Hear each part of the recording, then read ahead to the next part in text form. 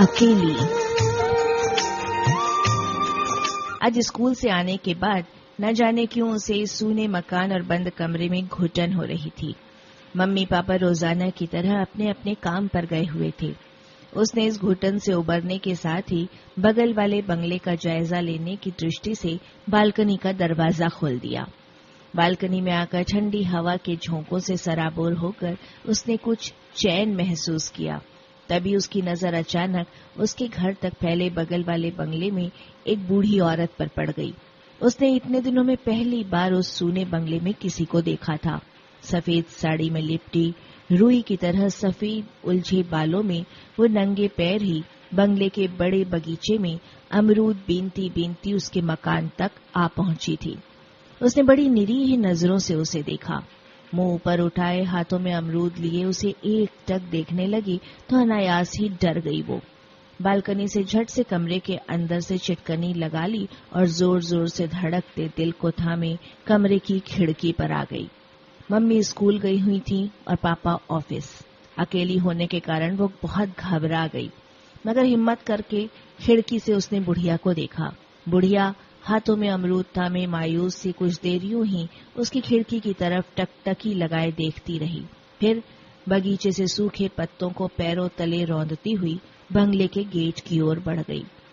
शायद सड़क पर जाते हुए किसी बच्चे को उसने अमरूद देने के लिए हाथ बढ़ाकर आवाज भी लगाई, मगर वो बच्चा भी बुढ़िया को देखकर डर कर भाग गया था। वो इस कॉलोनी में नई नई आई है। 100 गज में बड़ा छोटा सा 2 कमरों का फ्लैट। उसकी मम्मी तो बड़ा मकान खरीदना चाहती थी, लेकिन उसके पापा ने ही ये छोटा मकान पसंद किया है। ठीक भी है, 3 प्राणियों, वो खुद और उसके मम्मी पापा के लिए इससे बड़े मकान का होता भी क्या। वो अपने पापा के प्रत्येक निर्णय से न जाने क्यों सहमत हो जाती है। उसे पता है उसके पापा जो भी निर्णय लेते हैं सबके साथ सलाह मशविरा करके और उसे बहुत सोच समझ कर समय और जमाने के अनुसार ही लेते हैं। तभी तो उन्होंने मम्मी को शादी के पश्चात भी पढ़ाना जारी रखा और एमए बीएड कराकर ही छोड़ा।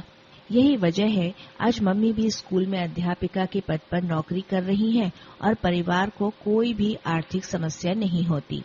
उसे उसके पापा ने अपने परिवार की जो कहानियां आज तक बताई थीं, उसमें बड़े परिवार के साथ ही लड़ाई झगड़े, पारिवारिक क्लेश और इन सब का एकमात्र कारण रही आर्थिक तंगी ही था।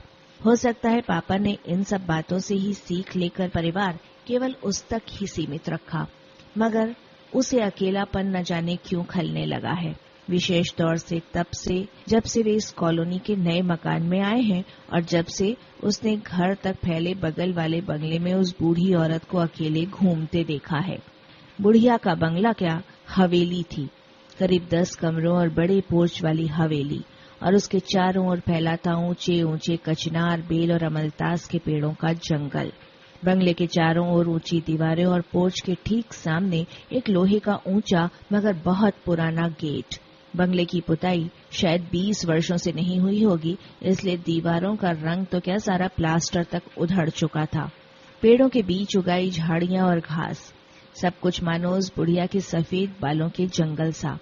कॉलोनी के सभी मकानों से अलग दूर है उसका बंगला, जिसकी सीमा ठीक उसके फ्लैट तक फैली है। बुढ़िया को देखने के बाद न जाने कैसी बेचैनी उसमें भर गई थी। कौन है, अकेली क्यों रहती है, परिवार वाले कहाँ गए, उसकी सुध लेने कोई क्यों नहीं आता, कैसे रहती होगी इतनी बड़ी हवेली में अकेली, क्या डर नहीं लगता होगा। हो सकता है हवेली के मालिक कहीं बाहर रहते हों और बुढ़िया को रखवाली के लिए छोड़ रखा हो, मगर फिर भी कोई तो होना चाहिए, पति, बेटा, बेटी, भाई, बहन।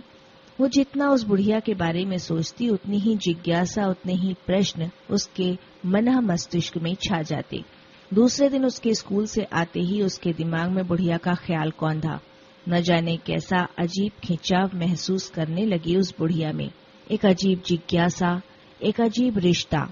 शायद दोनों के अकेलेपन ने उसके ज़हन में बुढ़िया से अनजाने रिश्ते का बीज बो दिया था। वो जैसे ही बालकनी में आई उसे बुढ़िया दिखाई दी, वही दोनों हाथों में अमरूद लिए, कमर झुकी हुई, चेहरे हाथों पर झुर्रियां और आंखों में अजीब सी चमक। बुढ़िया ने उसकी बालकनी की तरफ हाथ बढ़ाकर उसे अमरूद लेने का आग्रह किया। इस बार उसे पहले जितना डर नहीं लगा, मगर फिर भी उसका कलेजा तेजी से धड़कने लगा। वो उसे एकटक निहारती रही। बुढ़िया ने इस बार अपनी कपकपाती आवाज में उससे पूछा, इस मकान में नई आई हो बेटा? हाँ। उसकी आवाज डर के मारे जैसे गले में ही घुट कर रह गई। क्या नाम है तुम्हारा? चीकू। कितना मीठा नाम है, चीकू। तभी तुम मुझसे अमरूद नहीं लेती। शायद तुम्हें चीकू पसंद होंगे और इसीलिए पापा ने तुम्हारा नाम चीकू रखा। मगर आज ये अपनी दादी के पेड़ के अमरूद भी खाकर देखो, बहुत मीठे हैं। उसने हाथ उठाकर पुनः अमरूद लेने का आग्रह किया, मगर वो बोली, नहीं, मैं अमरूद नहीं खाती। अच्छा, कोई बात नहीं, मगर बेटी तुम तो मेरी नई पड़ोसन हो, मेरे घर तो आ सकती हो? मेरे घर तो आ सकती हो? हाँ, आऊंगी, कहकर उसने कमरे में आकर दरवाजा बंद कर लिया। फिर दिल नहीं माना तो कमरे की खिड़की से आकर झांका। बुढ़िया उदास मन और बोझिल कदमों से पोर्च की तरफ बढ़ रही थी। उसने बुढ़िया के साथ ऐसा बेरुखा व्यवहार क्यों किया, ये वो भी नहीं जानती, मगर मन ही मन दुखी हो वो बुढ़िया को बंगले में प्रविष्ट होते देखती रही। इस बार स्वयं के व्यवहार और बुढ़िया के अकेलेपन पर उसकी आंखों में आंसू भर आए। रात भर उसका दिमाग बुढ़िया के ख्यालों में खोया रहा। सोचती रही कि क्यों न मम्मी पापा को बता दे, अपने मकान के बगल वाले बंगले की बुढ़िया मुझे अमरूद देती है, मुझे घर बुलाती है और वो खुद भी उसके घर जाकर उसके बारे में सब कुछ जानना चाहती है। आखिर वो भी तो घर में अकेले बोर हो जाती है। मगर उसे पता है कि उसकी इजाजत उसके मम्मी पापा उसे कभी नहीं देंगे। वो मन मारकर ये निर्णय कर सो गई कि अब वो बालकनी में नहीं जाएगी, और यही सोचकर वो करीब 1 हफ्ते तक बालकनी में नहीं गई। मगर दिल से मजबूर वो अपने कमरे की खिड़की से बुढ़िया की गतिविधियों पर नजर रखती रही। जब स्कूल से आकर वो कमरे की खिड़की में बैठती तो पाती बुढ़िया रोज अपने घर से निकलकर उसके मकान तक आकर बालकनी में बड़ी आस से झांकती और उसे न पाकर उदास बोझिल कदमों से वापस लौट जाती। और एक दिन उसका दरवाजा खड़का। इत्तेफाक से उस दिन उसके मम्मी पापा भी घर पर ही थे। मम्मी ने दरवाजा खोला तो उसके कानों में बुढ़िया की आवाज पड़ी, चीकू है घर में? उसकी मम्मी ने उस बुढ़िया को न जाने क्या समझा और बेखबर होकर कह दिया, नहीं, वो अपनी सहेली के यहाँ गई है। अच्छा, कई दिनों से उसे बालकनी में नहीं देखा तो मैंने सोचा कहीं उसकी तबीयत खराब तो नहीं। मैं इसी पास वाले बंगले में रहती हूँ। उसके लिए मैंने अपने हाथों से लड्डू बनाए थे, ये उसे दे देना। कहना दादी आई थी उससे मिलने।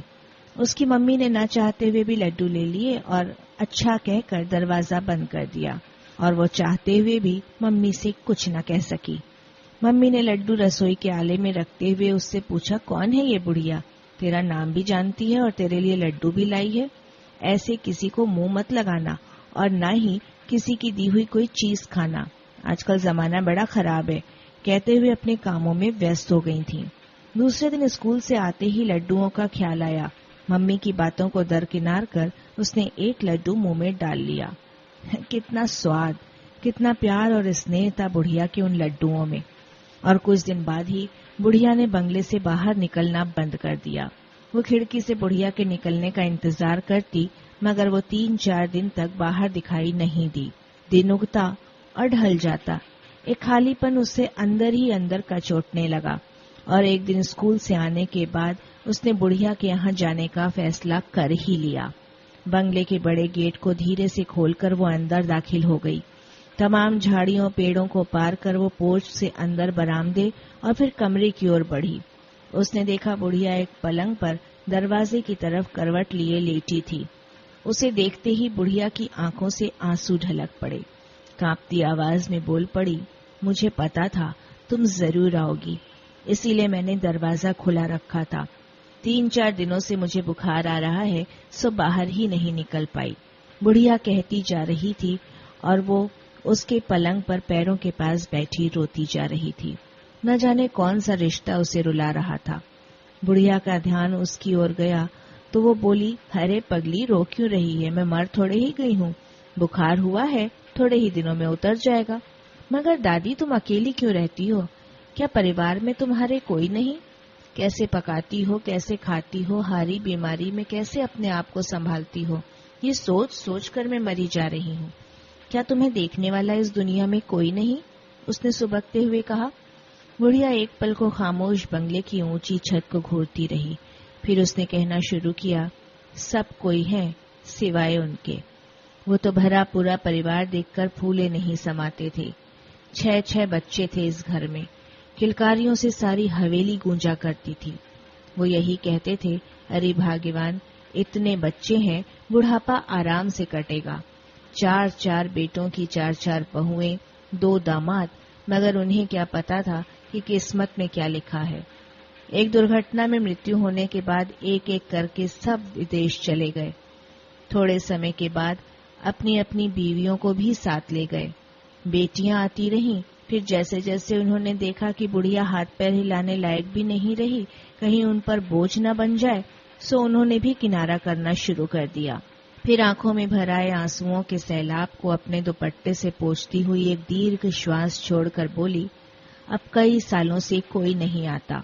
एक बार एक लड़का अपने साथ लेकर भी गया था, मगर वहां का हवा पानी मुझे माफिक नहीं आया और मैं बीमार पड़ गई। वहां डॉक्टरी इलाज इतना महंगा और किसी को फुर्सत नहीं, सो मुझे वापस यहीं आना पड़ा। अब कोई सुध नहीं लेता। बेटे पैसा भेज देते हैं, बस। बेटा दुनिया में अकेली आई थी, अकेली ही चली जाऊंगी। इतने बड़े परिवार में जान खपाई, मगर कौन किसका दुख बांटता है। अकेलेपन के कारण तुझे देखा तो बड़ा अच्छा लगा। न जाने क्या बात है तुझमें जो तेरी तरफ खींचती चली गई, वरना अब मेरा इस दुनिया में कौन।